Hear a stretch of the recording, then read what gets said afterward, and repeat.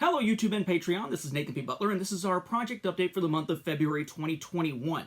I apologize for all the glasses glare. I'm doing this later in the day than I usually would, but it's my one opportunity to actually get it done. So first, let me thank you all who are backers over there on Patreon, because I did mention this is for Patreon and YouTube as well. I keep messing with my glasses to try to get that glare to go away. Of course, over on Patreon, there are those three different tiers. The first tier is the Travelers Through the Butlerverse, that $1 tier that gets thanks in episodes like these, officially in the credits, but I'll say them out loud as long as there's a manageable number, and of course in the Patreon credit page in A Saga on Home Video's 2nd edition, which now means credits in all 3 volumes at the beginning, because it will be a 3-volume work instead of a 1-volume work, as we talked about last time. So first, let me thank all of you who are members of the Travelers Through the Butlerverse, and let's go from the bottom to the top now. I have no idea how Patreon sorts the list, but let's just go from the bottom to the top. We have Chris Walker, Austin Pierce, Kevin Kreiner, Tony Jenkins, Jacob Kapoor, Michael Torson, Ben Abrams, Jeremy Goss, Preston Ellis, Justin Richard, Caleb Owens, Travis Cook, and newcomer, Bon, and am I saying this correctly, Lainez, L-A-I-N-E-Z. Then, of course, we have the Denizens of the Butlerverse. That's that $5 tier. Those are the folks who also get those audio commentaries at least twice a month, primarily for the Clone Wars right now. We have, again, I'll just start from the bottom, so the opposite order as normal here. We have Jason Hunt, Jeremiah Mustard, Bobby Craig, Robert Medina, Stephen Malicia, Joey Zitzman, Jeff Ellis, Nathan W. Mortimer, Walker Langstrat, Andrew Gilbertson, Travis Taylor, Daniel Marchant, Joseph Blankenship, Matt DeRochers, Craig Clayton, and Alexander Santos. Then, of course, we have the Nobility of the Butlerverse. These are the folks who do that $10 tier, who get all the other stuff, but also access to those exclusive monthly Q&A videos that I do based on their questions. We have Benjamin Handelman, Andrew Bettis, Brian Snook, David Ray, Sam Howard, Jonathan Comfort, Ennis, Kyle Pellery, Matthew Hardesty, Jeff Rabjones, Connor Steierman, and new member of the Nobility, and again, a difficult to pronounce last name, so let me make sure I'm getting this right. It's Joe, is it Balach? B-A-L-A-I-C-H. So it's been kind of a crazy month. I mean, obviously, you know, in news around the world and politics and weather going on right now, hopefully those of you who are down in Texas and otherwise are handling this all well. Hopefully you're in better shape than some. But it's been a hell of a month. Short version of what's going on from our end is that my wife almost died. My wrist is mostly better. But yeah, about a week after the last of these update videos, my wife almost died. She's got multiple health conditions. I don't want to go too much in depth. I don't know how much she'd like me to share, but suffice to say, one of them is a heart condition, a congestive heart failure, CHF. One of them is a condition that causes her to get treatment that requires immunosuppressants, which is a GI kind of thing. So immunosuppressed and heart condition. She also got to a point where she was sick as hell. I mean, she went several days feeling like garbage, but her temperature never broke 100. It was in the 99 plus, never broke 100. And because they are short-staffed at the hospital where she works, they kept telling her, you got to keep coming in as long as your fever doesn't break 100. So for about a week, she was going in almost dead on her feet, no horrible pun intended, feeling like garbage. And while feeling that bad, while immunosuppressed, while feeling like garbage and having all the other health issues and stuff, they went ahead and said, yeah, go ahead and go down and keep your appointment at 9 o'clock in the morning on a particular day to get your 2nd dose of the Moderna COVID-19 vaccine. Because with her being so high risk, if she got COVID, she probably wouldn't make it. So let's make sure you get that 2nd dose of the vaccine, even though you feel like garbage, and we're not going to screen you correctly to tell you that you shouldn't get it this morning.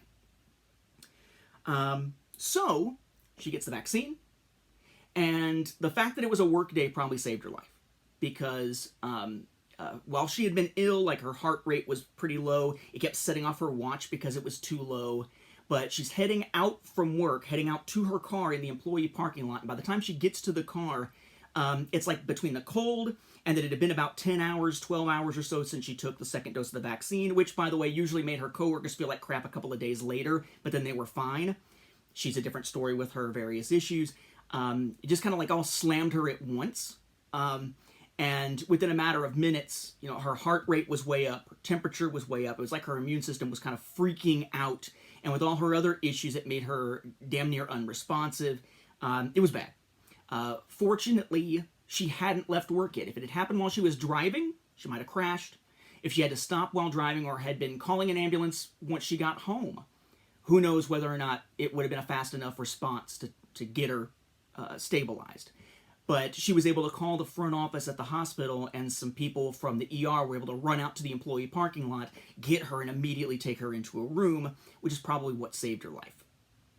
It appears to have been the reaction of all those things at once and the effect that it had on her heart, I guess, that was the primary issue. So ironically, spending months concerned that if she were to get COVID, that would be what would kill her, it was the reaction of her body already weakened and already hurt by other stuff and not in the best of shape even for her, and getting the COVID vaccine that nearly did it. So it's been kind of a crazy, rough month here.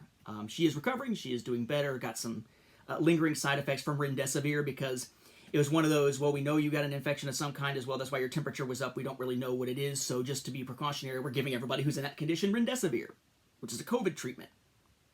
Okay. So a little bit of lingering side effects and stuff from that at this point. That'll take a little bit. But she's back. She's back at work. The people who kept making her come into work when she was sick and the one who didn't screen her are either fired or reprimanded, depending on which person we're talking about. But things seem to be settled down. But it's had a lingering effect on me just from the standpoint of it's the first time in a while I've had to sort of stop and think about what do I tell our 2-year-old if mommy doesn't come home, right? And there's a big difference when it's just you and a spouse and one of you might pass than if there's a child obviously involved. It's just, it changes the dynamic, it changes the considerations and everything else. It's bad enough to consider losing a spouse. It's bad on top of that, consider losing a spouse and the fact that your child will be losing one of their parents. So just was a hell of a time. So things have kind of calmed down finally around here with all that stuff. And like I said, my wrist is starting to be mostly better. I can move it like this pretty well. I just can't really snap it quite as much. So I got to be a little more careful with it. But things are slowly calming down here. Just made for a hell of a month. Okay, so that said, what has come out since the last of these updates? Well, on Patreon, we had, let's see, looking at the end of January going into February, we've got the commentary on February 1st for the Clone Wars Deception. We had the Nobility of the Butlerverse exclusive Q&A episode number 38 on February 9th. And on February 15th, the Friends and Enemies Clone Wars commentary. Both of those are part of that Obi-Wan Undercover arc, and if I'm remembering correctly, there are 2 more left, so we're covered to the end of March for the commentaries I've already got put together. My plan is this weekend to start working on getting notes for the Maul episodes at the end of Season 4, so those can be the next thing that I record. I record those 4, that'll get us good through April and May, as far as actually having them ready to go and sort of front-loaded here. As for YouTube, we did not actually have a whole lot. As I said, it's been a ridiculous month. Adding on top of that there's just been other stuff I've needed to get done when I've had time. You know, we kind of lost a weekend, of course, to her situation, but we've lost a weekend to stuff I've had to do for work, and we've lost some time due to some other stuff that I had to get done, getting stuff ready for the book, so not a whole lot of editing being done. I'm actually still in the process of editing a bunch of the videos that I recorded back on January 10, to give you a sense of how far behind I am on actually editing stuff that's already freaking recorded. We did have a few new episodes. Episodes 373 through 377 came out this month. I think it's 373, 377. The new look of YouTube's studio doesn't actually let you easily see the numbers of the episodes at all, because the titles are so freaking long. But we had episode 373, that's the one where we stopped and took a look at a weird Black Border Rise of Skywalker, not for retail sale release from the UK. As a Blu-ray release with just the film disc, no bonus disc, kind of odd, but we got a chance to check that out as an odd UK variant. Then 374 took a look at the early UK cassette releases of The Empire Strikes Back from 1984. So we looked at VHS, Beta, MV2000. We then also took a look in 375. Yeah, 375, I'm doing it on my head, at the Return of the Jedi initial VHS and beta releases from the UK. 376, we took a look at a VHS release from 86 of Return of the Jedi from the Netherlands. Okay, and the Return of the Jedis from the UK were from 86 as well. I don't know if I just mentioned that. I'm trying to power through as I'm incredibly hot in this room, and I've had to already retake a lot of stuff here because I keep getting tongue-tied. It's just, it's being hot, given the fact that it's cold outside, but this room is always sweltering. All right, then we also had episode 377, which was taking a look at the 2015 DVD releases from the UK of the individual episodes 1 through 6 films in their 2011 cut versions that didn't have an equivalent over in the United States. We took a look at those. I did point out that the backs of those are similar to some of the later backs, like some of the stuff in the Black Border releases. A couple of folks did point out that they're also similar to the backs of the 2015, same year, but later in the year, Steelbook releases if you look at the original J cards. Not something that I had looked at recently because the ones on my shelf don't have the J cards anymore, but I do have a set with J cards, thanks to Matt Fry, that are tucked away with my sort of safe backups in the work closet. And the biggest video I've done in a while, one of the longer videos, one of the ones that took the most clips, I want to say it was something like 40 separate little video clips to do, was one that I'd been waiting to do for a while that I finally decided I might as well do, because what I needed to do, really, from a practical standpoint, was go into my shelves and take pictures of every shelf. And these are all double layers, so take a picture, take stuff off, take a picture, put stuff back, over and over again. Because the way that I try to make sure I've covered everything I need to cover for a saga on home video, or that I have pictures of everything, is I take the pictures I take of the collection, and I use the little markup feature on the iPad or the iPhone, depending on which one I'm using, to just slash through stuff with different color coding. Like yellow means it's good to go. Red means I need to cover it still. Blue means I don't know if I'm going to include it at all, but this is where it is. Black, scribbled out, I know for sure I don't need to worry about that one, that sort of thing. So in the process of doing that, I figured, you know what? If I'm going to already be taking pictures of the collection, now is the time to finally do what people kept requesting over and over again for months and months and months, which is get a video of my collection. It's not fancy. It's kind of all crammed together, but I'll put together a video on the collection. So I finally did that, and that was from the Star Wars Home Video Library Intermission number 12, the collection tour as of February 2021, which you can check out on the channel. It's a 51-minute, give or take, sort of tour of my office, which is also the Star Wars collection room, as you can see, including some of the weird stuff like explaining, the playpen unraveled that's back there. We went through everything. We went through the closet, we went through all the shelves, the different layers of the shelves, the tubs that are in here, everything. Even jumped over to our living room for a moment to check out a giant VHS set that can't fit anywhere else. So if you're interested in what my collection just kind of looks like, the way that it's stored, at least at the moment, then check out, from the Star Wars Home Video Library, Intermission number 12, the collection tour, as I called it, from February 2021.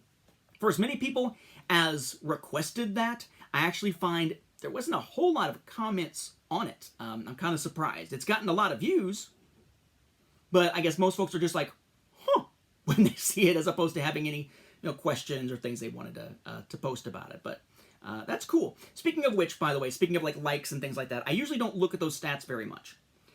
But I have been convinced, finally, that in future episodes, probably after the ones from January 10th, when I finally get those edited, is that maybe after I say, welcome to, hello everyone, welcome from the Star Wars Home Video Library, I'm your host Nathan P. Butler, that after the little Nathan P. Butler, author of a saga on home video thing, fades back from the screen as I say that, then maybe the next thing that should fade up is something like, if you enjoy these videos, click subscribe or something like that, so that it can have that reminder there to people who might be interested in clicking subscribe or something, who might otherwise not. I'm not a big fan of that kind of plugging in episodes of things that I do because I feel it's tacky. I feel like if you're going to do that kind of thing, then you should also be adding on the I'm gonna talk like this when I introduce a topic at the beginning of an episode, or I should be saying smash that like button and stuff like that over and over again, which is just not really fitting with my personality. But people keep saying I should do something as far as some type of mention of that, because in some cases, I guess it really is a matter of people just not thinking of it while they're watching the video, and those types of things can be reminders. But I don't like being interrupted for that when I'm watching a video. Even like the Watch Mojo stuff, when they step away for a second and be like, before we move on to our next thing, I'm like, no! Go on! So I'll probably add that as a little thing running along the bottom, maybe add little bit to the end of the credits or something like that. But I'm convinced, finally. Okay, fine, I'm convinced. I'll do it. So not a big month as far as stuff from YouTube. Like I said, there's a lot of stuff that still needs to just be edited. And when it comes to Patreon, pretty much the same level of stuff. The other big thing, of course, that I'm working on is a saga on home video, and a lot of progress is being made there. As I mentioned last time, with me having been injured, typing was difficult. So one thing that I tried to do was that I went through and I made a point of printing out the working copy so I could go through and do some hand editing, which I knew I was going to need to do. This is the working copy of volumes 1, 2, and 3. For what it's worth, I've been trying to come up with names for the various volumes, and volume 3 is easy. Call it Beyond the Films. The other one's not so much, because it's tricky to come up with a name that encapsulates it without it being misleading. Like if I call, volume 1 the Lucas Films, that's not really going to work because it doesn't include Clone Wars, and it doesn't include after 2015, because there were some re-releases after 2015. And I can't really call Volume 2 the Disney era, or the Disney films, and then, anything like that, because technically it also has some reissues of, the originals, including the 20th Century Fox Home Entertainment briefly. So I'm thinking right now that probably what's going to happen is it's just going to be a saga on home video, Volume 1, Volume 2, Volume 3. No subtitles whatsoever for each one. Just keep it simple. Make it easy for people to see the number, know which order it's in, but then let the cover text and the solicitation text be what tells people what's actually in it, so that they can decide which volume, if they're getting just 1 or 2 as opposed to all 3, they're wanting to pick up. I just figured that'd be easier. But as far as this goes, same old process as always, right? I do my hand edits. Whew, my wrist can't handle that. Do my hand edits of stuff, and some stuff is highlighted already in the text, some is handwritten notes in pen, little check mark in the corner when the page is done, using a highlighter to mark it whenever the change is implemented in the system, and then I take the ones that are done and move them to the back, basically the pages that don't need anything else. So for what it's worth, just to give you a sense here of how this splits, the stuff on this side is stuff from Volume 1 and Volume 2 that I still need to tweak for those pages. In some cases, just adding dimensions to things like art cards and things like that. Or it's Volume 3, which I haven't actually touched yet in this round of hand editing. This side is all pages that are effectively done, at least for this round. Any tweaks that were made to them have been implemented in the working file, and that's it. One thing I plan to do this weekend, and I'll post it probably to my author page, that's Nathan P. Butler Author, Facebook.com/Nathan P. Butler Author, all is one word if you're curious about that. But I'll probably post a picture count. Probably go ahead and do a picture count of what's in the current working edition, just to kind of let everybody know, because I know that's one of the things folks are pretty curious about. There's not a whole lot still to do, but at the same time, I don't want to say that I can still guarantee we're talking first half of 2021, because it's just zipping along. It's like 4 months from now. But I'm working on it quite a bit, trying to get it to where it needs to be, and then I'll start working on, once the text is locked completely, that's when I'll be able to start working on the covers, because you can't really do the cover art if it's going to be a wraparound cover, where it's like one image for all, front, back, and spine, until you know how thick the spine's going to be, which you need a page count to determine.